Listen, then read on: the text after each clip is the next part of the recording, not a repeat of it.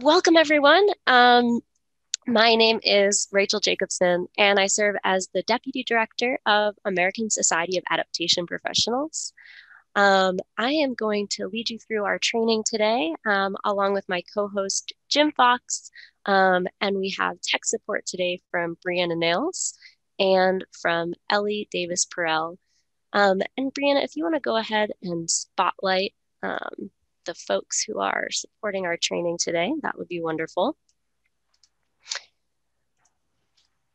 In just a minute, Brianna or Ellie is going to send in the chat a link to a Google folder where you can find all of the materials that you'll need to follow along today during today's training. It includes the slide deck that we're going to be using to help lead folks through the training. So you can open that slide deck on your own screen if you'd like, in case you want to refer back to anything. The agenda is on the second slide, and you can see that now in my screen share. And this will be your guide, so you can be oriented to everything that we're going to cover. So I'll briefly walk us through what's going to happen today. So right now, here we are at 9:30 Eastern time with our welcome and our overview of American Society of Adaptation Professionals. Then we're going to move into an introductory activity that'll be in Zoom breakout rooms where you'll have a chance to get to know some of the folks in this workshop a little bit better. Then we're going to move into a panel where we're going to have 4 presentations as well as a Q&A session. And that panel will be focused on ASAP's Living Guide to the Principles of Climate Change Adaptation. We're so excited to have Sheree Lewis-Gruss, Danielle Costantini, and Janice Barnes to be presenting case studies to illustrate that guide and really bring it to life, and to share examples from their own work that illustrate really excellent climate change adaptation practice. Then we're going to have a short break, get up, stretch, move away from your screen, and then we'll have a little bit of a longer breakout session, which will be an activity where you'll have a chance to assess your own climate change adaptation practice through the lens of the Living Guide. And then we'll wrap up with a final discussion for people to share what they've learned through this training and what they're taking away and bringing into their own work. I want to highlight that during our welcome and overview, that'll be a time where if you need to turn off your screen and want to just listen, that'll be a time where you can do that, as well as our panel. But for our introductory breakout activity and for our other additional breakout session, we would love for you to be as present as possible, to have your camera on as possible, if possible, and to really be with us and participate. Of course, if you can have your camera on the whole time and be present the whole time, that's even better. But we know that people have lots of things going on, especially when they're working from home. So we want to be sensitive to that and help provide a guide for you to understand what's going to happen at each step of our workshop today. I also want to share with you our learning objectives, what we're really hoping that you will get out of today's training. And we hope that you'll leave today being able to recognize the presence or absence of field-spanning principles for quality climate change adaptation practice, to be able to recognize those in your own work, as well as the work of your organization, your partners, and stakeholders that you may be working with. We hope you'll come away being able to prioritize what principles are really most important to you as you think about how to increase the quality of your work. So we're really hoping that today you'll bring yourself and your own work to this space. We want you to have a chance to consider where and how you have power to make improvements in your work or the work of your organizations, partners, and stakeholders. And we also, of course, this is a training being led by American Society of Adaptation Professionals, and it's really just a taste of everything that we have to offer to support climate change adaptation professionals. So we hope that you'll also come away with an awareness of additional opportunities available through ASAP to improve your practice. So as you're thinking about those learning objectives, we'd love for you to just send a number in the chat to tell us which learning objective you're most excited about or most interested in.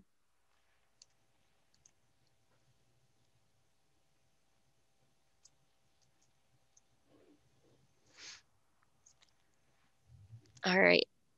So let me introduce you a little more formally to our workshop instructors. So as I said, my name is Rachel Jacobson. I'm the Deputy Director of American Society of Adaptation Professionals, and I'm calling in today from Syracuse, New York, which is the ancestral lands of the Onondaga Nation. And I use she, her pronouns. And I'm so thrilled to be joined by longtime ASAP member, Jim Fox. Jim, would you like to unmute and introduce yourself? Hey, good morning, everybody. I'm Jim Fox. I use he, him pronouns.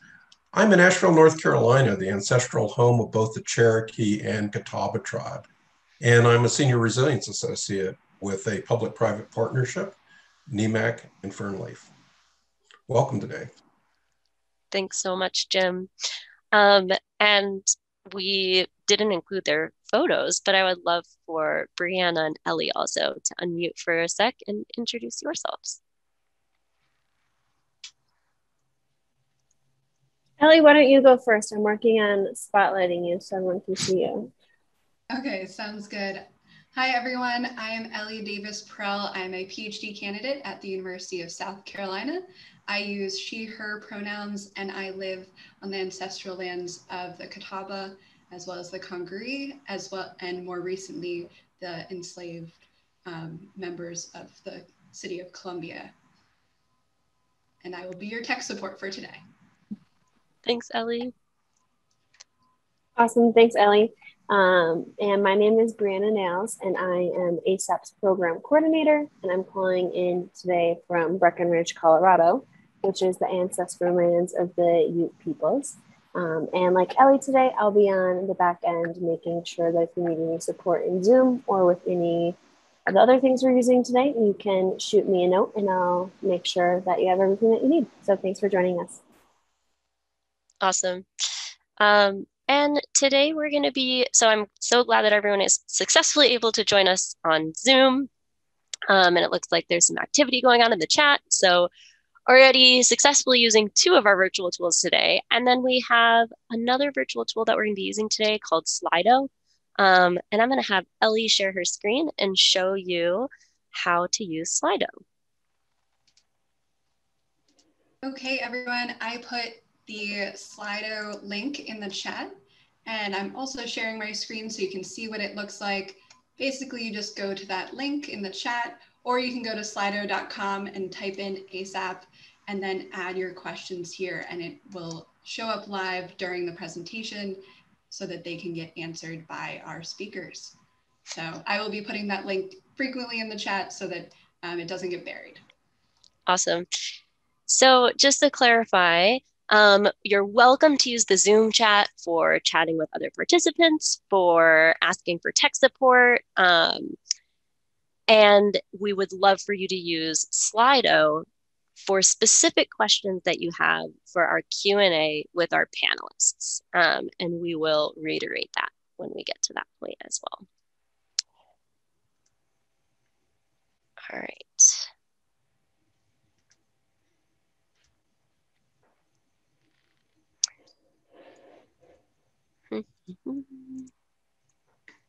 All right, so I'm just going to do a really brief introduction of American Society of Adaptation Professionals, so you all have a sense of who we are and why we are running this training for you all today. And before I do that, I just want to take a beat and recognize that we are so thrilled and grateful to be partnering with CISA, Carolina's Integrated Sciences and Assessments, to run this training at Carolina's Climate Resilience Conference. And we have a couple of different partnerships with CISA. We're going to talk about another one of them in just a minute, but I just want to recognize and thank Amanda, who I know is lurking in the background here today.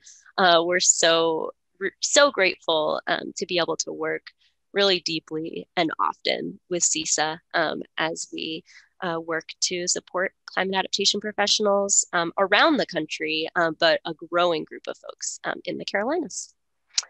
So American Society of Adaptation Professionals connects and supports climate change adaptation and climate resilience professionals to advance innovation and excellence in the field.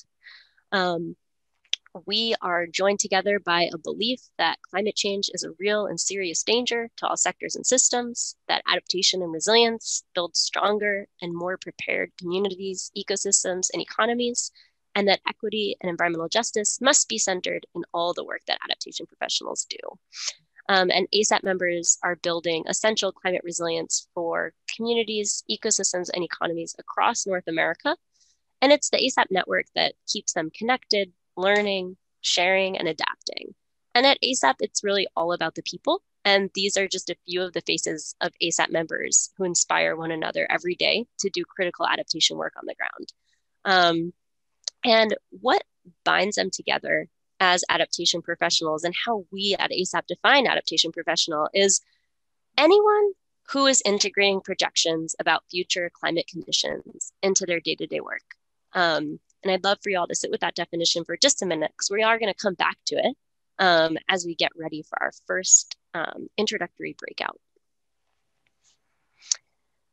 The strength of the ASAP network is really in its sectoral and regional diversity. So ASAP members are in 48 states, 6 Canadian provinces, 6 other countries around the globe, and our network is basically evenly split between people working in the public sector, for-profit companies, nonprofit organizations, and academia. And that includes of both governance and size of company.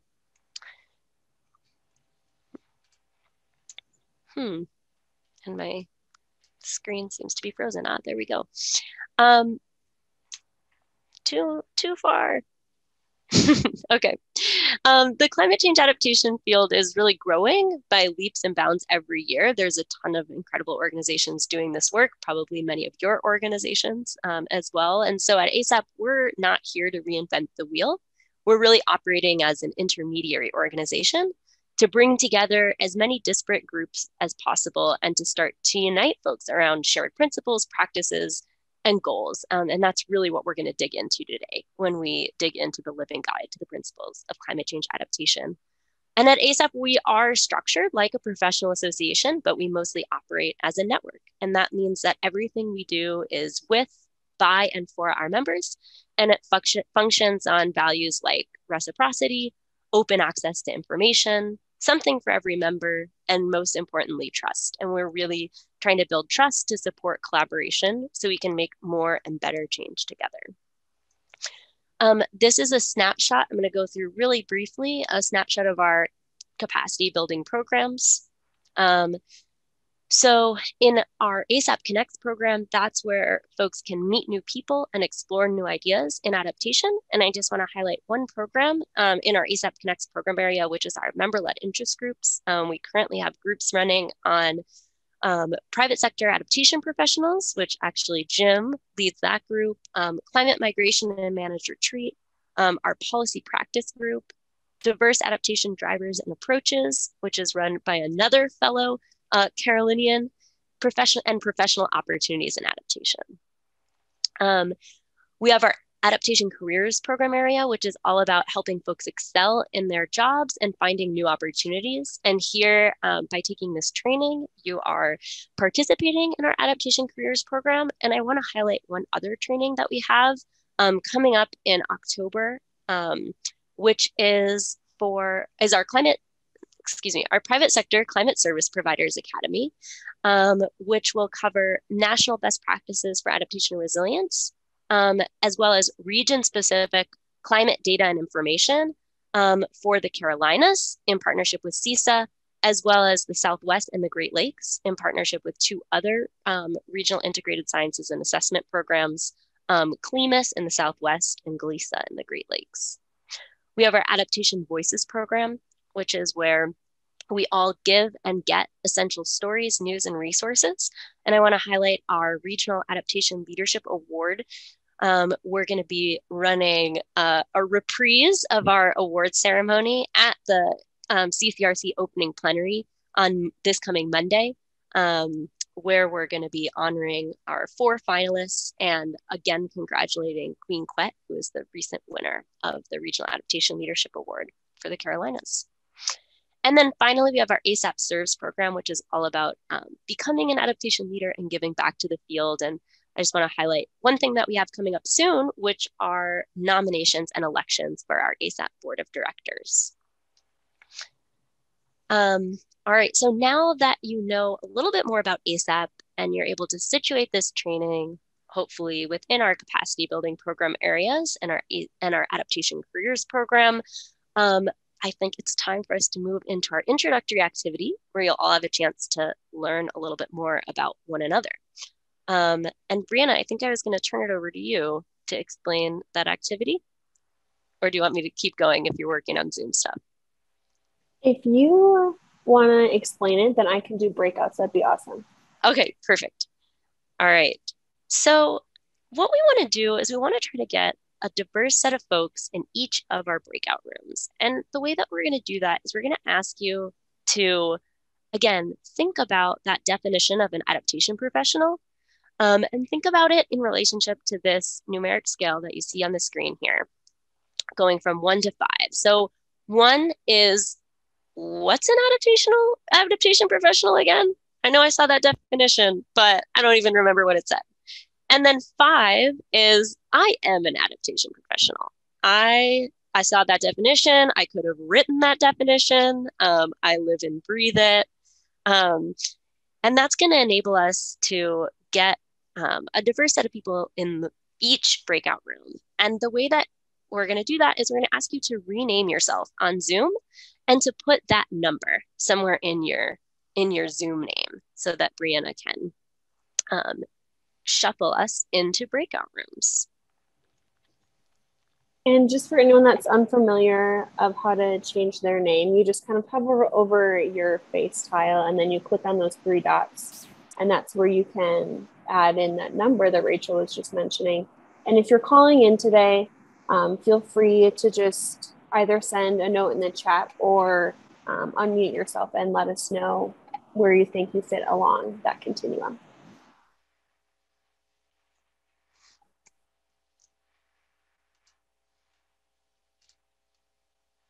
Awesome. I see a lot of folks adding numbers. This is great.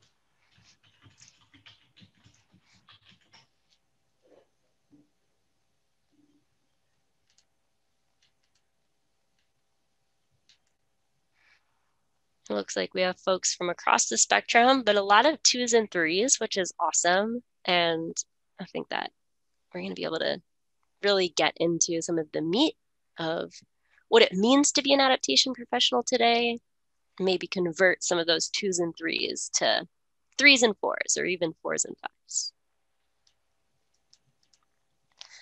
All right, so while Brianna's setting up those breakout rooms, and we're going to go into them in just a minute, I'm just going to send in the chat a link to the participant instructions for this breakout. And you'll have a facilitator in your breakout room to lead you through the activity. But just in case you're a visual learner and you want to see, some of those activity questions written out on a piece of paper for yourself, this is where you can look and find them.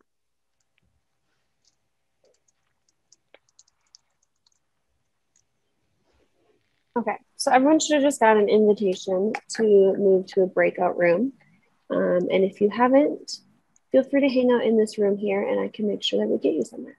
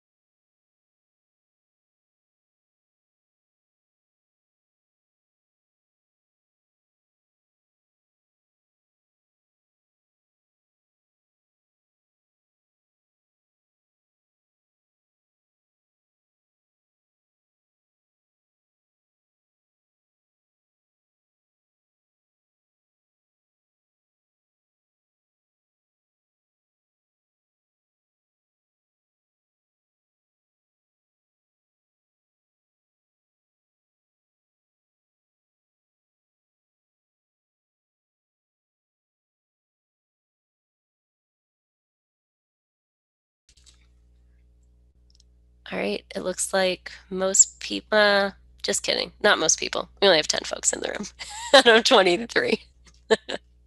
Take that back. Give it 3, 2, 1. They'll be back. Now they're here.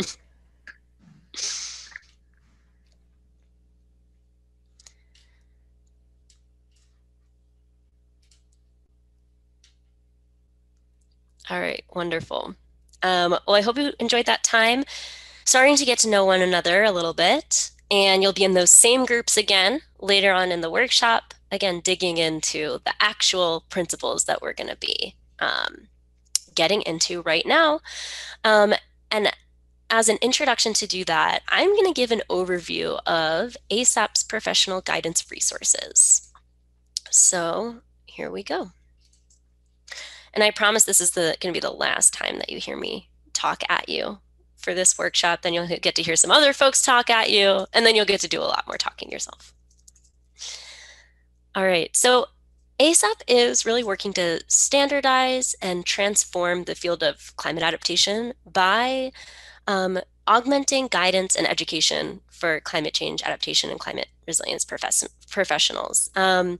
So climate service providers, local adaptation practitioners, policymakers, funders, all of these people, they're using their own language, their own standards, their own values for approaching climate change adaptation.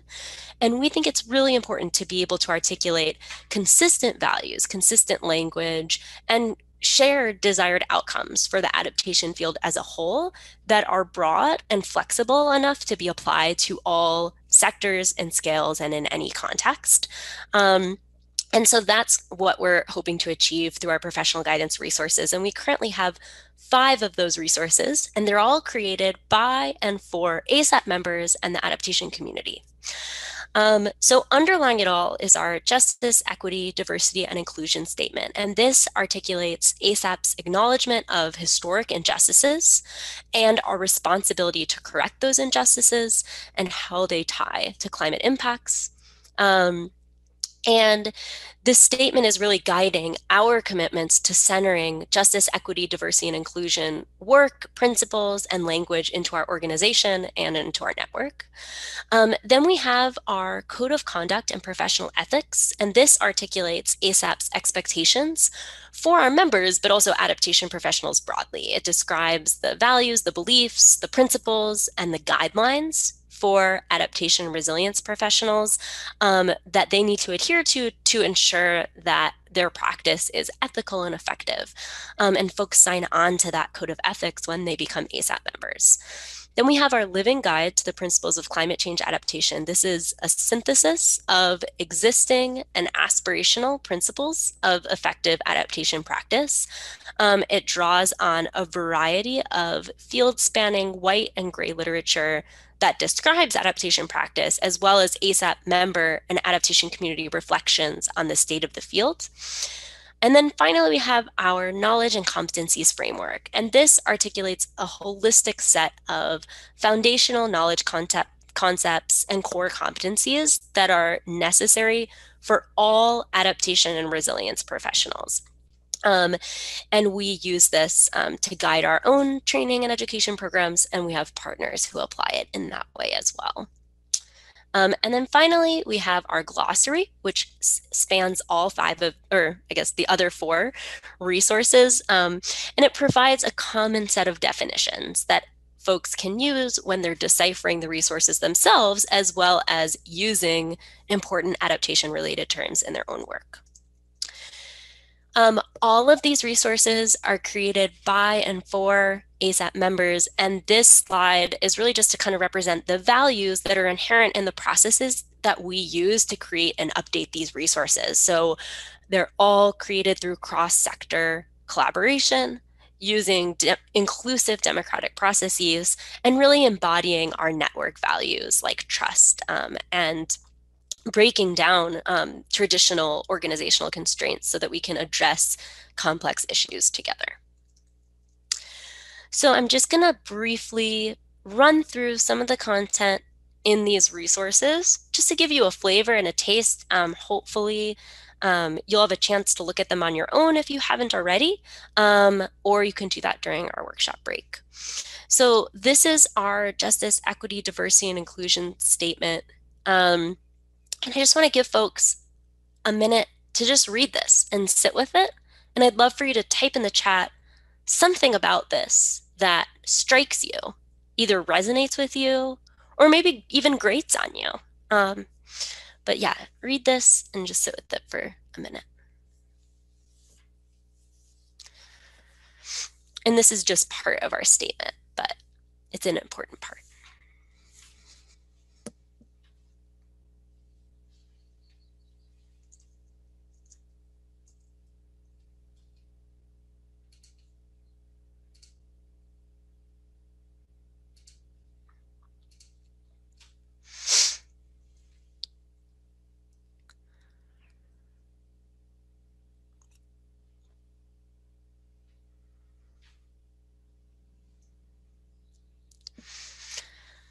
So I'm going to move on, but Brianna did send in the chat a link to all of these resources. So you can also pull them up on your own screen if you want to look back, read through anything. And then again, we'd love to hear from you in the chat. What strikes you about this language? Next is our code of ethics. And it starts with values and beliefs, and it continues with principles and guidelines. And by articulating values and beliefs up front, we're saying that knowledge alone is not enough for ethical action on adaptation. And the knowledge that we do have is not morally neutral, and it often demands that we take action. In many instances, we need to take action even when we don't have all of the information that we would ideally like to have. And in other instances, our information or our knowledge, it's resulting from specific calculations that may say that implementing a specific action isn't efficient or cost beneficial. But our values about human rights or the rights of nature dictate that we take action anyway. And then with principles and guidelines, we're really articulating how ASAP members are expected to act as professionals in the field. And they fall into the categories that you see on this slide. So what does it mean to perform quality work? To advance knowledge as part of your work as an adaptation professional, to center justice, equity, diversity, and inclusion, to consider the environment, sustainability, and future generations in the work that we're doing. And I know that that's something that came up. This question of long-range planning just came up in our introductory breakout session. Operating with integrity and serving the needs of employers and clients through our work. So I'm going to pause there for just a second as we transition to an overview of our living guide to the principles of climate change adaptation. I know this is a lot of content coming at you at once. These are 4 different resources, each with their own flavor and their own content, although they are complementary. And what we're going to be focusing on today is specifically the living guide to the principles of climate change adaptation and one section in that guide. However, I would love for everyone to be taking away from this training the fact that all of these resources exist and that you can apply them in all of your work. So the living guide to the principles of climate change adaptation, up top, it really articulates the two central shared desired outcomes for adaptation professionals. And those are enhancing adaptive capacity and reducing exposure and sensitivity. And by articulating upfront what we all can collectively be trying to achieve, the idea is to really center that in all of our work. And then we have the principles section. And I want folks to take a minute to read through these principles because this is what we're going to be diving into during our breakout activity. And these are principles for doing quality climate change adaptation work. Some things to keep in mind here are that the adaptation field is really broad. Some principles will apply more strongly in certain areas of work. There is definitely tension that people may and do experience between these principles. And there are going to be times when you have to apply or prioritize one principle over another. And what we really want to articulate by sharing this set of principles is that on balance, we want folks to feel like they have the ability and desire to integrate all of these principles into their work, but also the tools and the knowledge to understand when to prioritize one over another, and how those tensions can play out.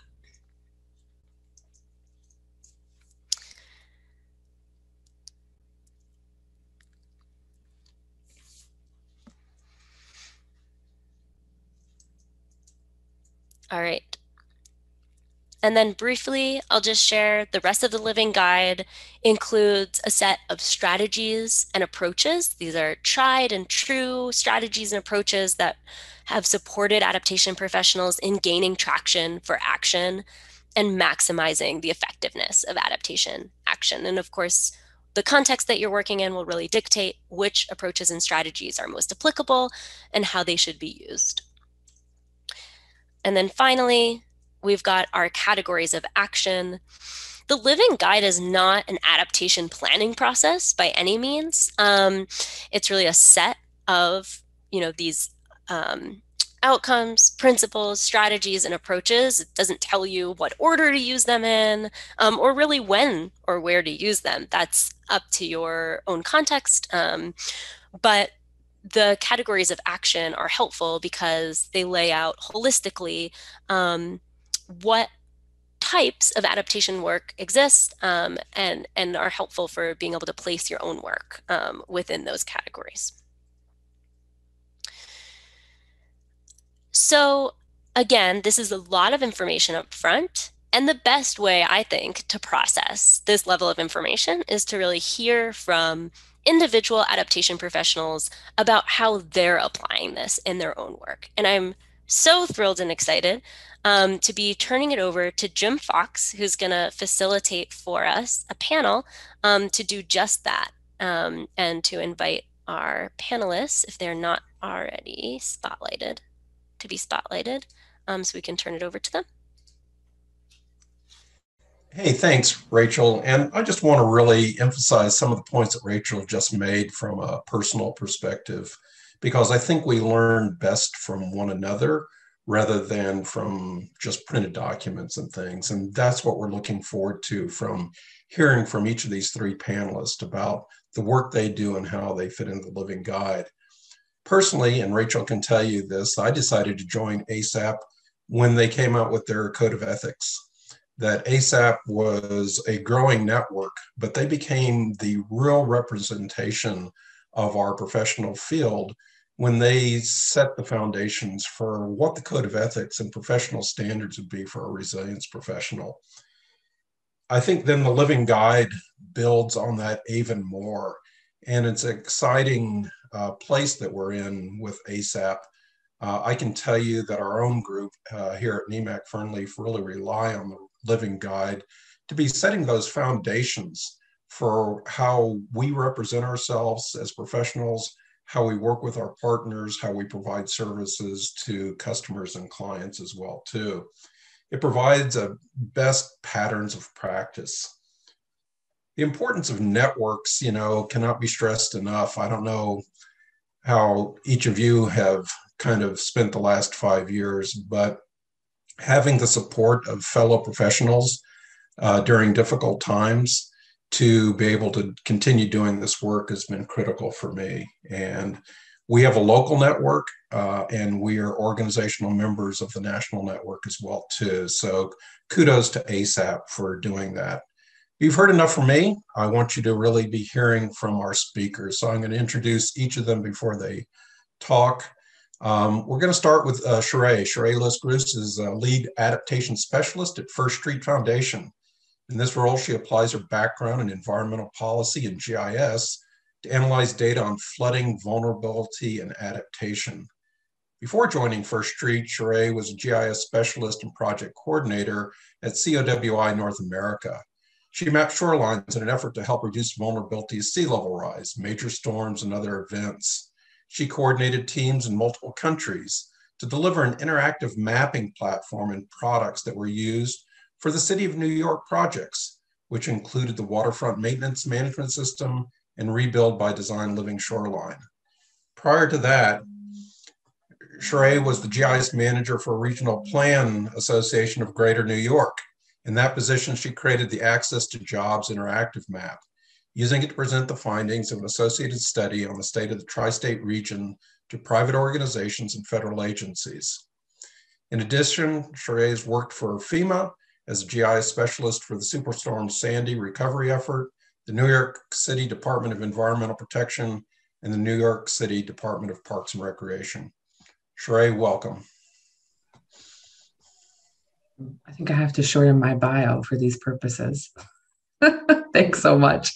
And thank you, Rachel and ASAP, and to my co-presenters for having me today. I'm very much looking forward to the whole workshop. And thank you to Amanda at CCRC. This is always a great conference to be a part of.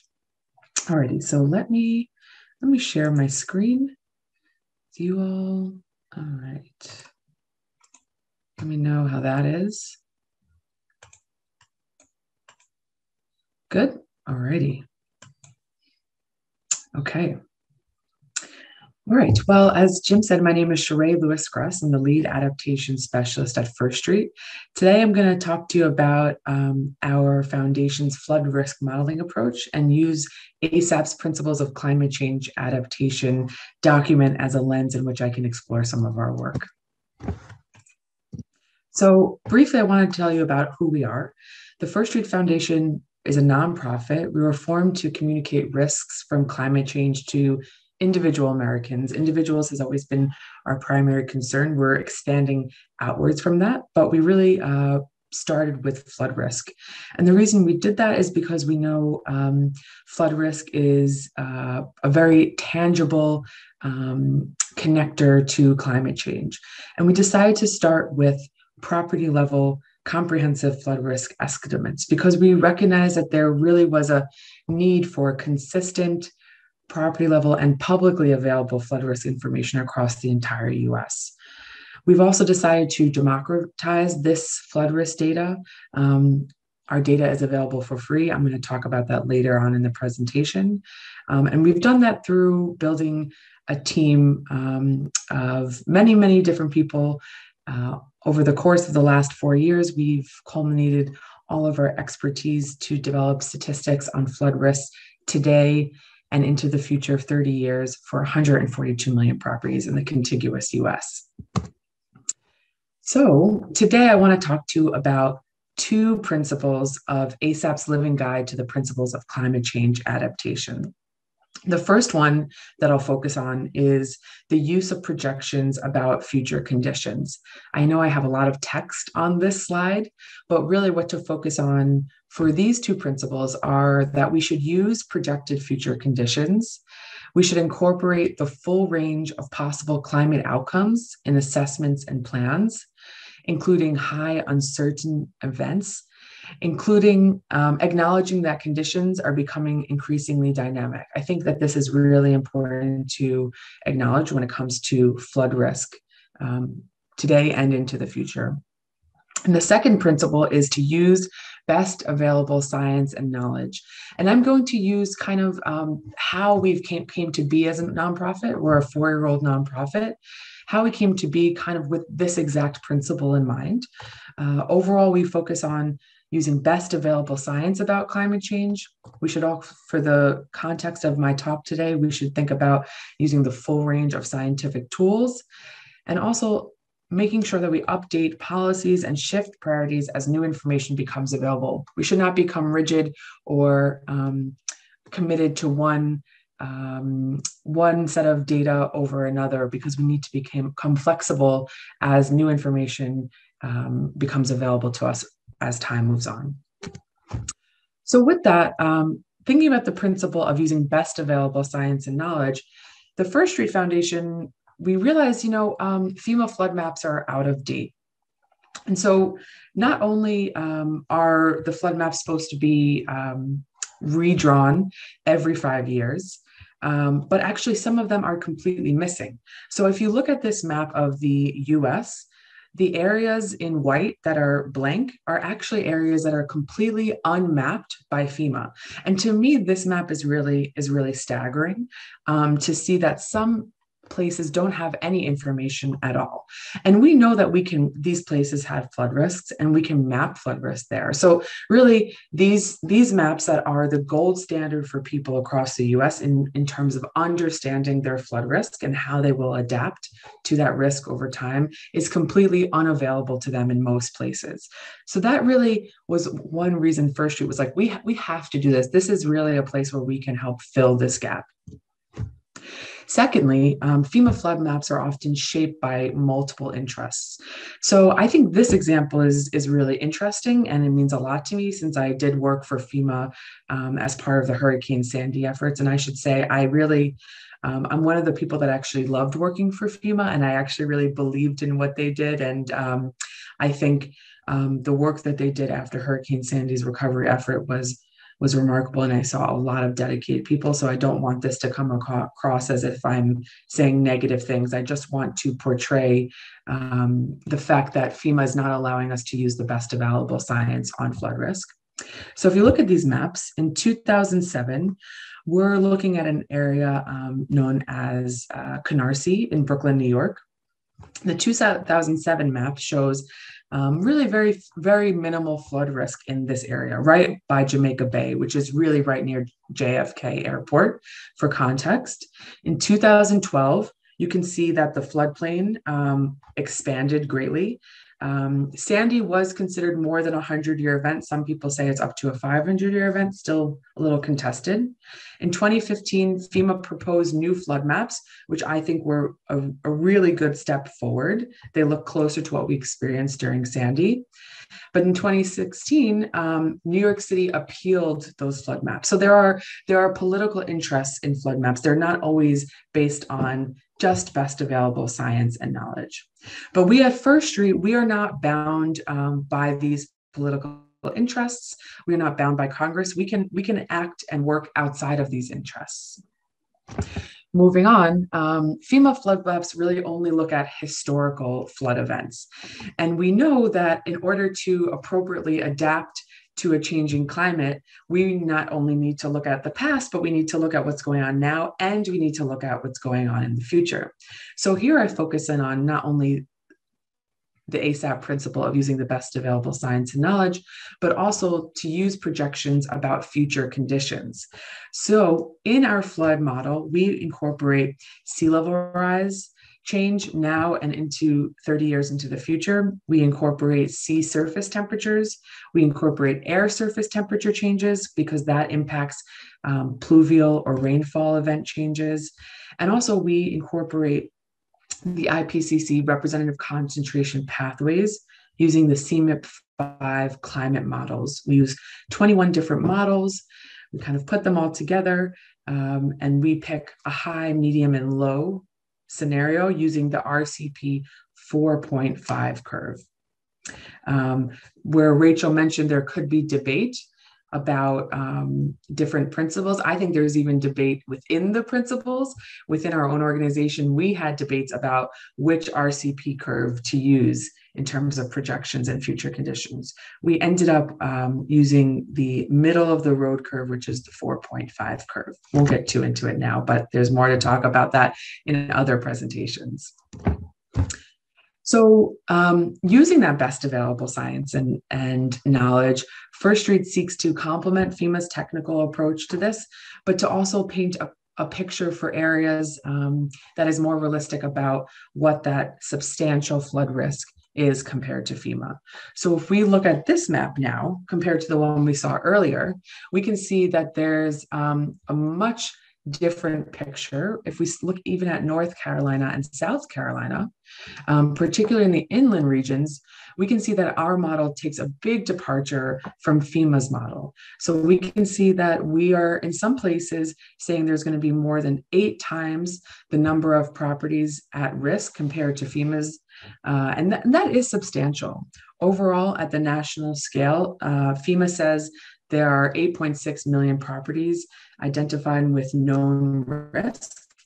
We say, according to the First Street model, there are 16.1 million properties nationally at risk. And I think if we're going to properly plan for the future and adapt to flood risk in a comprehensive, inclusive, equitable way, we need to know this data and this information in order to do so. So what do we do in terms of using the best available science as well that's different? I think what's really important to know is that something that makes us very different than the FEMA model is that the First Street model includes pluvial or precipitation data sets. So we pluvial and surge modeling, but without understanding rainfall and how rainfall will impact flooding, we cannot have a true understanding of what that risk will be. So First Street, we do that and we incorporate that into our model. And how do we do that? Well, we take parcel level data, we take the building footprint, we calculate the flood depth using the hazard layers at the building footprints. We then look at the maximum depth at each one of those building footprints, and we produce a whole suite of statistics. So we let our users know what is their risk at the 5-year, which is the more frequent flood event. What is their risk at the 5-year event versus what is their risk at the 500-year event, which is the less frequent, but much more intense. You can think big hurricane type event or huge dam break kind of riverine type event that could go on. And one more thing that I think is something I'm very proud of, and part of the work that I led at First Street for the last 2 years, that also makes our model unique, and I think is really, really integral to understanding flood risk, is our National Flood Adaptation Database. We collected over 23,000 features, which represented many different flood infrastructure projects, which included 40 different flood adaptation types, both green and gray infrastructure. For reference, we found in North Carolina, we incorporated 296 flood control projects. Those projects served over 47,000 properties. In South Carolina, we found 47 flood control projects serving over 14,000 properties. This database is still growing. It's an integral part of our flood model. If there are adaptation structures, we reflect those into our model using different methodologies. We consider this part of our responsibility at putting this information out there. We want to make sure our model is as accurate as possible. And while we're very proud of those numbers, we know we've just barely scratched the surface. So if anyone in our field has information on North or South Carolina flood infrastructure projects that they can share with me, please contact me after this. I know, Jim, I'm probably running out of time, so I'll be very brief running through these last few slides. But I also wanted to say that, First Street, we didn't come out of nowhere in a sense. We really were reliant on using the best available science and using future projections that the federal government has put out, state level, even local level government in terms of adaptation data sets put out. And here, without going through it, I just wanted to mention all those different publicly available data sets that are out there and that enabled us to produce our model. And we really relied on this best available science in order to produce this new flood model. So I briefly wanted to also touch upon the category of action that Rachel mentioned, because I do think this is a place in which First Street really excels. And I think it's important for us as flood modelers and practitioners to think about the end user. I think it's part of our responsibility because data, you can put it out there, you can create the best available data set, but if you don't know how to communicate it and properly get it into the hands of really everybody, then what is the point of creating it? And First Street really believes in this principle of thinking deeply about how we communicate and we engage the public in terms of understanding these data sets that we produce. So I encourage everyone to go to our website, firststreet.org, and look for our national report. Here's an example of a small section on South Carolina with some statistics on properties at flood risk. We also produce all of our methodologies. We have peer-reviewed journal articles. They're all online. Lastly, we want to make this data truly available to every individual. One way we do that is through our online tool, floodfactor.com, where you can search your address, neighborhood, city, or state and get a whole suite of statistics. You also can go to realtor.com and redfin.com and find out these same statistics directly on those sites. And these are all data sets that are available for free. Lastly, we're moving in to our public sector work, where we are sharing aggregated data sets at the congressional district, county, and zip code level. The maps on the left kind of show you this distribution of risk at those levels. If anyone is interested in these data sets, please let me know. I can share the links where you can find these data sets as they are freely available to anyone to download. Thank you so much, Jim, Rachel, Amanda, CCRC, and ASAP. Sheree, thank you so much for a great presentation and showing how your personal work and your career is supporting, our whole group here at ASAP, but also, the entire community. Just as a reminder to everybody that we are using Slido to be posting questions. We're not going to be doing questions in the middle. We'll save those questions till after all three of our speakers have gone. I'd like to now introduce Danielle Costantini. She's currently serving as North Carolina STEM Policy Fellow in the State Energy Office of the North Carolina Department of Environmental Quality. Her portfolio includes clean energy workforce development, energy resiliency, nature-based solutions, and just transition. Prior to this, she worked with the U.S. Fish and Wildlife Service and North Carolina Sea Grant. Danielle recently completed her Master's of Science, congratulations, Danielle, in Natural Resources at North Carolina State University, where she also completed her undergraduate coursework. Welcome, Danielle. Thank you, Jim, and thank you to all of the organizers and other panelists. I'm excited to speak with you all today about the work we're doing at the State Energy Office related to energy resilience and looking at how some of these principles are implemented throughout our work. And let me pull up.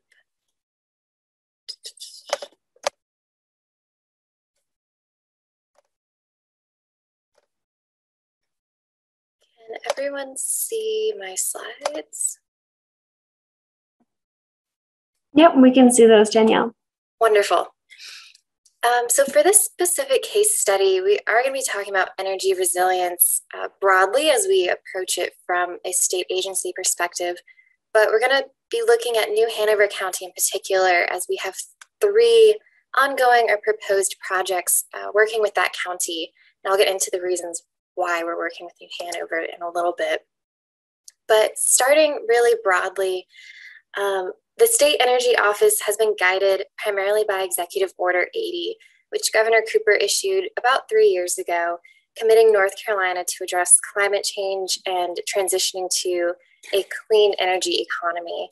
And although we're the State Energy Office, since that executive order, we've really been operating through a lens of climate and energy and how those two interact and how we can be proactive in that transition to a clean energy economy. And from Executive Order 80, 2 policy guidance resources came out, which really guide our efforts and how we think about this sort of planning and long-term effort. And the first is North Carolina Clean Energy Plan. And the second is the Climate Risk Assessment and Resilience Plan. And I believe those links are being shared in the chat. So those are publicly available. And if you haven't had a chance to take a look at those, they provide a lot of great resources and strategies for how the state is tackling these long-term initiatives. And really, today, what I'll speak to most is that both of these documents sort of guide our work in modernizing the grid to support clean energy resource adoption, resilience, and other public interest outcomes. And the text that's bolded are some of the strategies that I'll focus on a little bit later in this presentation. We're looking at solutions such as distributed energy resources, community solutions and microgrids, coordinating resilience planning, and developing a method to quantify the human costs of power outages, and then integrating those costs when evaluating grid modernization. And although many of the ASAP Living Guide's principles of climate change adaptation relate to the work our office does, I chose three that I think are really prevalent in the work we're currently doing within Hanover County, which is thinking in systems. So looking at the interconnected nature of a lot of these problems, actions, and solutions, recognizing context and contextualizing actions and strategies to locations and scales. So although we're a state agency, we also work at the community level, but then are trying to develop a statewide framework. So sort of bouncing back and forth between those scales is both a challenge and an asset, I think, to our work. And then lastly, we're looking at addressing the root causes of climate change with our solutions and how we're improving the grid. So I'm sure y'all are very familiar with Hurricane Florence. And really broadly, there was over $17 billion in estimated damages statewide, 51 counties FEMA declared for individual or public assistance, excuse me. Over 5,000 people were rescued and over 20,000 people sheltered the night of September 15th when the storm hit. And looking a little bit closer at the energy impacts, Florence was the largest mobilization in Duke Energy storm history. In North and South Carolina, over 2 million outages were reported, with some losing power up to 2 weeks. And 9 Duke substations flooded. And New Hanover in particular was hit hard with Hurricane Florence, which is why we're working with them, and they've requested some assistance in how to think about planning and grid resilience. And one of the reasons New Hanover is concerned about grid resilience is because of the critical infrastructure interdependencies and the cascading effects from power outages, many of which occurred with Florence. So this is a really confusing graphic, which it's intended to be just to show the interconnected nature of the grid and how electricity really supports these other critical infrastructure, including communications and IT. So if cell towers and Wi-Fi is interrupted, it can slow down both immediate and long-term recovery and response. If electricity goes out, food, water, and shelter can be threatened, and safety and security, so again, that response can be delayed, and access to health and medical care can be slowed down as well. In New Hanover County, some specific implications from loss of electricity and the flooding that occurred from Florence was that due to flooding on major highways, essential diesel was not able to be transported into New Hanover County. So generators ran out of their fuel, and those were the backup generators. So shelter facilities and other key locations ran out of power, even though they had these backup generators in place for events such as this. Generator failures at a wastewater treatment plant led to the release of partially untreated wastewater into the Cape Fear River. And emergency response was severely impacted because of continuous and long-term flooding and related power outages that disrupted communications to emergency responders. So the systems thinking is really important when we're considering our grid and all the cascading effects and implications that come from extended and acute loss of power. So moving forward from that to the second principle, recognizing context, we think it's really important when considering energy systems, and it's recognized that each energy system and grid is really unique to the location that you're considering. North Carolina, we have diverse energy portfolio, as well as utility providers. We have municipally owned energy systems. We have larger corporations such as Duke Energy, and we also have the electric co-ops that operate in more rural parts of our state. So each solution has to be contextualized to the appropriate energy system that you're considering. Furthermore, when you're considering the cascading community impacts, each community is structured differently, and how you think about what's important to a community will vary depending on the types of threats, risks, and vulnerabilities that they're considering and modeling for. And lastly, the climate threats are vastly different across the state. Even along the coast, there's different predictions for sea level rise, the likelihood of hurricane intensity, heat, drought, precipitation. Those all vary significantly depending on where you're looking at, as well as which models you're using. So these three factors combined, we consider community energy resilience planning. And with New Hanover County, we're taking a county-wide approach, but even more so, they're taking a community and neighborhood approach. So looking at these three combined factors for specific neighborhoods, and hopefully identifying community nodes of importance, such as churches, grocery stores, hospitals that are specifically important to those communities, are how they're really approaching this sort of long-term and large network of energy systems and community planning. And then from the statewide perspective, recognizing context is also realizing that these solutions will be implemented to a broader grid system. And our grid is a statewide grid, but also connected to other states as well. So part of our challenges at the State Energy Office are what we call integrated distribution planning, and looking at this in a holistic manner. So again, working with the neighborhoods and communities that are developing these energy resilient solutions, which I'll get to on the next slide, but then pulling it back out and elevating it to a statewide level and scaling it up to a statewide framework, but also bringing in those major players like the utilities providers and thinking through their long-term planning, as they're a regulated industry, and that requires a lot of paperwork and a lot of cooperative efforts to being able to include these strategies in their 10, 15, and 30-year plans moving forward. And the last principle I'll mention briefly is addressing the root causes of climate change. In New Hanover, I mentioned that transportation was affected because of major flooding, which disrupted diesel transportation for providing fuel for backup generators. And as we're thinking about these solutions to loss of power in communities, neighborhoods, and even counties, we're trying to implement clean energy solutions that forward our efforts towards the Clean Energy Plan and Executive Order 80 and don't contribute to greenhouse gas emissions. So looking at resources like solar that can be installed as microgrids and distributed energy resources. So specifically applying a microgrid or a small array of solar panels to a specific building or a set of buildings that's on a block that can provide power both in normally operating times or in times of storms when maybe the main grid is down. The solar panels can continue to operate, provide continuous power throughout these events, is really the strategies and solutions we're trying to emphasize and push forward at the local levels as well as the big utility planning level. So that forward thinking both helps with resilience and addressing the root causes of climate change as we're moving towards those clean energy goals.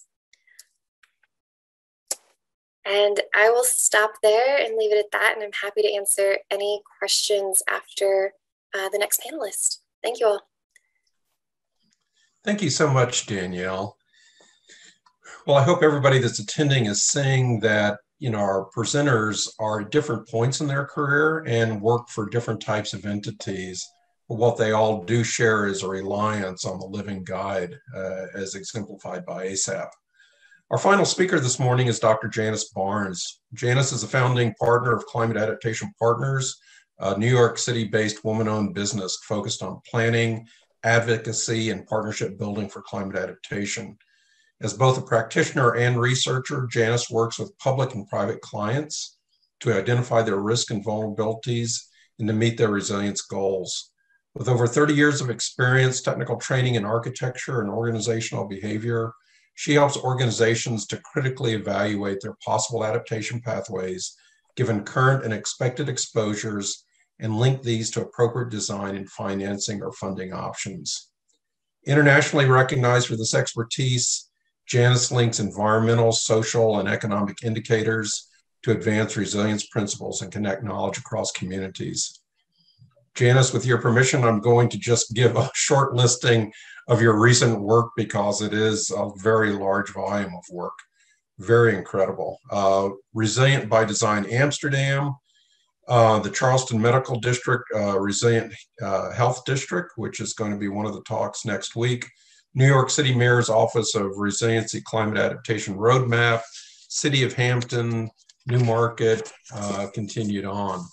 Janice has a PhD from the University of Michigan, a master's in architecture from the University of Michigan, and Tulane, and a BA from the University of Tennessee. She also holds a certificate in municipal finance from the University of Chicago. And I really want to finish with this last sentence because I think it's really important, and I know Janice personally. She values bringing teams' collective contributions together in order to broaden transdisciplinary practices. Her message settles on a shared truth about the responsibilities to act on climate change as its implications are increasingly understood. Janice, welcome. Thank you. Thanks, everybody. It is such a pleasure to spend time with the ASAP team and for all of you. In just the morning breakout, I immediately learned a few things about some new colleagues and hopefully some new collaborators as we think about this grand challenge of climate change. It's so important that we think of each other as collaborators. And certainly, Jim, thank you. And Rachel, thank you for that. What we want to talk about today is some work on co-creation, the conversation around how we co-create a process for this. I lead a firm that really tries to think about adaptation, the kind of the roadmaps that you need, but also the advocacy and the partnership building that's critical for that. And what we want to talk about in the time we have this morning, but as Jim mentioned, there are a couple other talks on this during the course of the conference, is the living guide and these three sets of components, from the principles, the strategies, to the actions. The key message here, I think, is how we begin to look in a more holistic way. And I think you've heard that already from Sheree and from Danielle. And when we think about these things, I think it's an opportunity for each of us to step forward and say, how might we pull these together? So for us to think about this question today, I thought it might be good to share a discussion about some work that we're doing with some of you here on the call. Certainly the Fernleaf team, Ken and Jim, but also Christine and Kirsten, Amanda. There are several folks on this call who are involved. Some work that we're doing in the Charleston Medical District and the region for Charleston. When we think about the question of all hazards, when we think about adaptation, we have to raise up all of the issues and kind of make sure that we're not missing some key issues. And what you're seeing here on the screen is a key issue that wasn't really at the top of the conversation in Charleston, and that's the issue of extreme heat. When we look at the small area, see if I can get my cursor to work, the small area, this is the Charleston Medical District, and you can see the temperature scale here on the side. These are surface temperatures only, of course. Charleston Medical District is really a community lifeline. It has, the last numbers I read were around 40,000 people between the people who work there and people who visit there, coming in and out on a fairly regular basis, maybe a little different than that during pandemic times. There are three institutions. Those institutions, as well as the city, represent the cohort that is the Charleston Medical District. They're recognized on the lower left of the screen. And it's really an economic anchor. The work that Jim and Ken and the Fernleaf team did really raised up the economic and social impact of this organizational group, as well as the hazards that it is currently and in the future will be further exposed to. We've been working with Christine and the team there since 2019. And what we want to talk about here is the way those three components of the living guide, the principles, the strategies, and the actions come together around that work since 2019. So the first principle is a question about how you think in systems. So you've heard that already a couple different times. I think we're all underscoring it. The map that you see on the right here is an initial effort to try to spatialize where investments were intended to be made. So that's a question you can ask yourself. Wherever you're working, whatever you're working on, can you actually see the field of where investments are going to be made? Something is going to change. And what we saw in this field was about a little better than $2 billion of planned investments, a lot of work on dealing with water because the flood is quite significant there. But there was no recognition in any of that work, besides some of the work with the Arboretum at the Medical University of South Carolina. There wasn't really a focus on extreme heat, one of the hazards that Jim and the team had identified. And we talk about this in a very tangible way. You don't have to wade through a heat wave. You can't feel it in the way that you feel water. You certainly can experience it. But I grew up in the South, and in the South, we kind of wear our hot days as a badge of honor. So when we think about this, it's really hard to raise up the kinds of issues that require you to look at these investments as they're coming through and ask yourself, are we dealing with these hazards in a substantive way? Have we thought of the way that the interactions between water and these other hazards might come together? Could we have a water and strategy? The next question really was, well, how do we begin to think about this work? So another key principle is about collaboration. So to start this conversation back in 2019, Christine and the CMD team brought together over 60 representatives from a nested scale, federal all the way down to private, into a workshop. We recognized across that workshop that there were 7 separate master planning efforts going on in that same area, and these were relatively independent of one another, and that the group that we brought together identified over 80 recommended actions to further knit together this set of investments. And the core questions we asked were, what is planned? How might these things that are planned impact the Charleston Medical District? And what should we consider as we're thinking about resilience in the medical district as it relates to these other investments? And what we realized is there are a lot of folks who can help. The hashtag Boundary Buddies is something that we refer to quite often, recognizing that you don't necessarily have to tackle everything yourself, but you have to understand others' expertise and welcome them into the conversation and try to join theirs as well. And the third principle is using future projections. I'll give a shout out to Kristen Dow for this graphic. I'd been looking at these charts from the U.S. Climate Resilience Toolkit, and I never taken the time to actually lay on the so what. She did. So thank you, Kirsten, for that. And thank you, Jim and team, for building it to begin with. Looking at these future projections and calling out the so what, as Kirsten did in this graphic, it just brings it home. Doesn't really matter if we're doing $2 billion of one kind of investment, but we're not thinking about how those investments are going to perform under this particular situation. Then we think about strategy. So how does this begin to all come together? Well, the strategy of mainstreaming information and adaptation actions is super important. So like I said, we started with saying, what's going on? These are the 4 steps that we've gone through with the Charleston Medical District. What's going on? What investments are planned? How are water, transport, heat, other issues addressed, series of charrettes, and what resilience guidance should be considered? So as we're thinking about this, there are 2 other presentations during this conference, both on at 10:30 next Tuesday morning and next Wednesday morning. One with Jim and others with the city, really talking through what's going on with vulnerability assessment, what the city has done and how we've used that at the medical district. And another with Jen Runkle and Christine von Kolnitz here, talking about what this means from public health side and also what the CMD is doing properly. So we just encourage you to dig in to see the details behind this. The second strategy is really recognizing and activating leadership. So when we think about this, it means that you have to create the room. You have to create the room for the conversations to happen, the conversations that would not happen without some sort of intervention. And in doing that, what we've done with the work on heat is to better understand not only the current context, which we'll talk about in just a few minutes, but also who the potential collaborators are. So the CISA team, Amanda, Kirsten, Chip, that whole team is just doing incredible work. We're also thinking about it in terms of what the city was trying to tackle. So, for example, Dr. Susan Johnson is working with the MUSC Office of Health Promotion, also the City Wellness Committee, and the Charleston Healthy Business Challenge to kind of raise up issues. There's a ton of work that the Charleston Resilience Network is bringing together, on and on. And this is just the beginning of the list. So all of these groups and organizations represent a leadership role.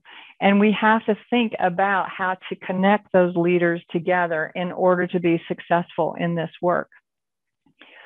The last strategy is working with a window of opportunity. And boy, did we have one. We had an opportunity to start thinking about heat simply because of some work that we had done that kind of opened our eyes to it. The work of Lad Keith. I think Lad's going to be speaking next week as well. The work of Jeremy Hoffman and Jeff Hicks, who's with Fernleaf, introduced us to Jeremy and talked a lot about the redlining and extreme heat issues. We had an opportunity to meet Kirsten via a grant application for Robert Wood Johnson Foundation grant, where we're going to try to pursue understanding extreme heat in the area. And that then led to Kirsten pointing out the NOAA Heat Watch program and encouraging us to apply for that. And we had an opportunity after meeting with Jeremy to understand a little bit more about how the sampling works within the work he's done and the work of Kappa strategy, and to spend one day doing some basic sampling around the medical district to get a handle on what that situation was. And that's all coinciding with the Global Heat Health Information Network, the NIAS work that NOAA is doing, the growth that CISA is trying to bring into South Carolina to raise heat health awareness, and this call that Robert Wood Johnson Foundation had out. And it turns out, if you go back and look at that call, several of the cities that actually won that grant money were focused on heat and health at the same time. So this opportunity window cannot be overstated in terms of its importance. And the last three things I want to talk about are the actions. So like I said, we started this work by doing a little sampling, doing some surface measures using a Bad Elf GPS tracker and the FLIR camera to say, what's the situation here? We did some geotagging of surficial temperatures, and we brought this back to Christine and the team at the CMD so that everyone could better see what the situation was. In engaging with the NOAA and Kappa Strategies Heat Watch program, another key action is to communicate and engage with the community, right? So we'll be running the Heat Watch program nominally at the end of July. And then the third is working across those leaders that we had mentioned before to really shift management practices to think about how you look at an all hazard strategy. Flooding, sea level rise, already handled through so much of that work that I mentioned before. Seismic, hazmat relative to codes and hazmat mitigation plans, water shortage, readiness plans, particularly around the city that knows so much about hurricanes, but extreme heat was not getting the attention that it deserves. So this was an opportunity to bring that into current management practices. And we'll talk a bit more about that next week. And the last thing I'll say is this process, this set of principles, strategies, and actions that ASAP has introduced, this living guide, is truly living in that this process is a way for us to create connections between one another. And it's a way for us to grow together so that we can tackle this grand challenge with far more efficacy and speed than we would if we each tried to do it alone. So just want to thank everyone for that. Think about this co-creation process and remember, we can't unknow this. Thank you so much, Janice, and thank you also to our other two speakers. A virtual round of applause. We're going to take a short break right now, and then we're going to come back and go to the Q&A before we go into the breakout session.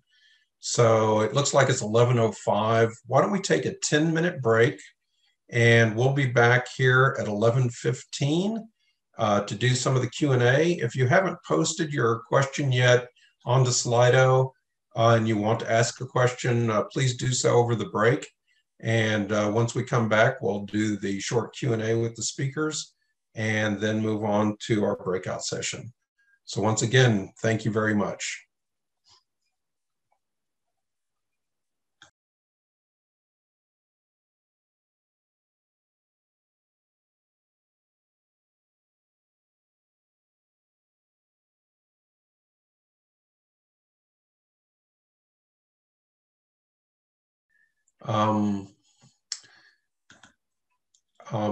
Looking at Slido, there appears to be 3 questions out here.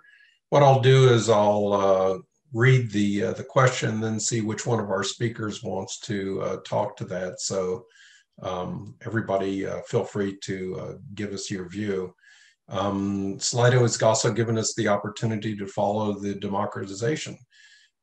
So we've got some support for this first question. So what barriers have you encountered trying to improve the quality of the adaptation work your organization is doing, and how have you overcome those barriers?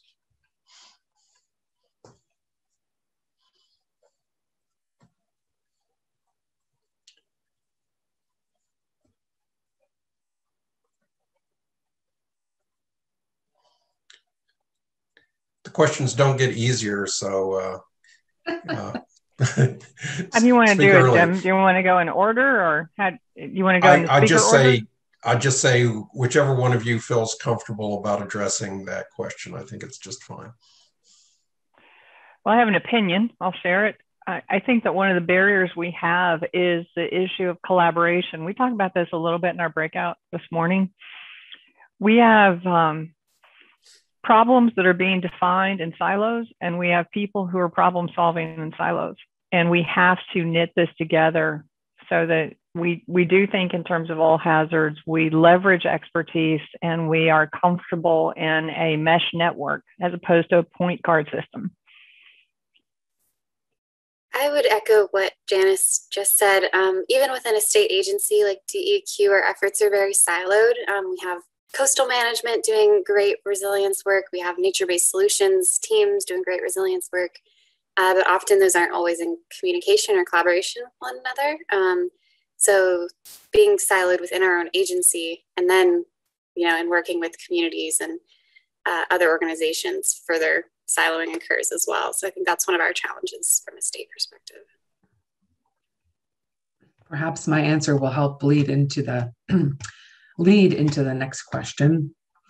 For us, a lot of the work that I presented on, our main issue is how do we continue to make sure that our model is continually up to date without a central repository of the data sources that I mentioned, particularly with the flood adaptation infrastructure resources. We had to comb through things like local meeting minutes, all the way up to the Army Corps' National Levy data set. And without a central repository of where these data sets exist, which I think is touching upon what Janice and Danielle are mentioning about this siloing problem. The data is also siloed and hard to find.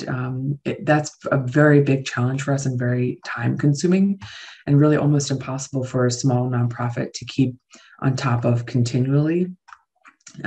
So I think maybe leading to the next question, which is, would federal guidance add or detract? I actually think having some more federal input would be very valuable to our work. Maybe the question is more targeted to Danielle or Janice, but for us, I think if there was a coordinating agency, beyond FEMA that looked at modeling, or if it was FEMA and another branch within FEMA, I think that could be very, very, very helpful to our work and to our understanding of risk, not only flood risk, but any climate risks that we're going to be facing in the future. Yeah, thanks for moving on to the second question. Danielle, Janice, do you want to add to that answer for the question number 2?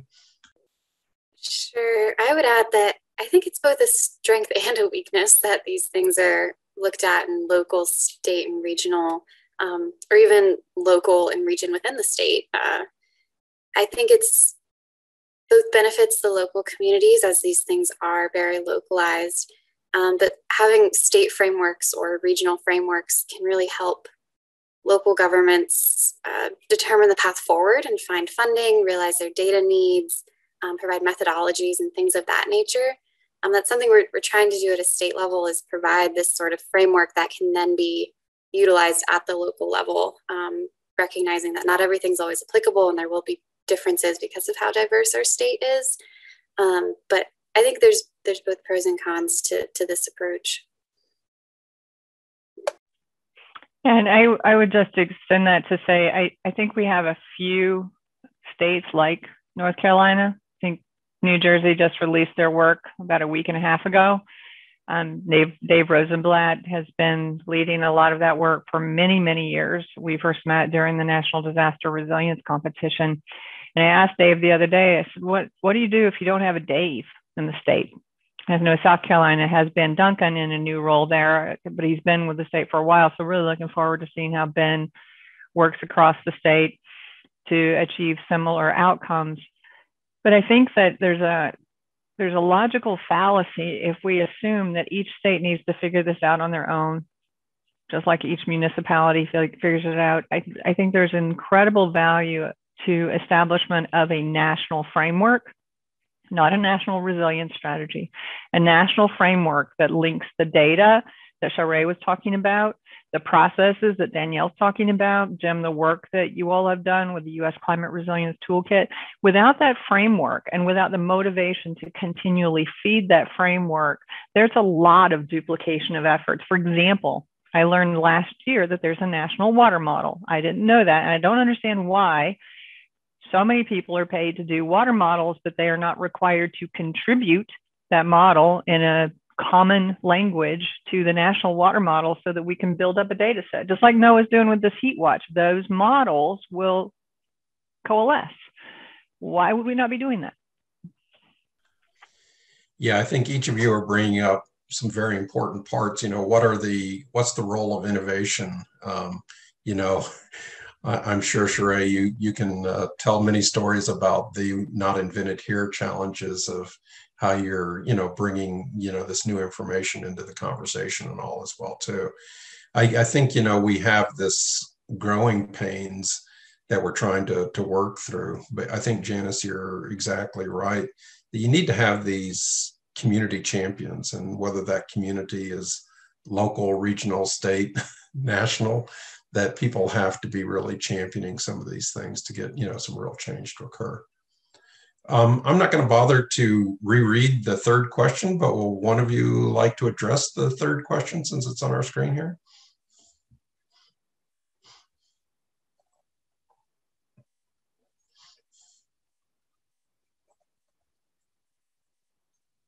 We really went for a softball with this one, whoever typed this in.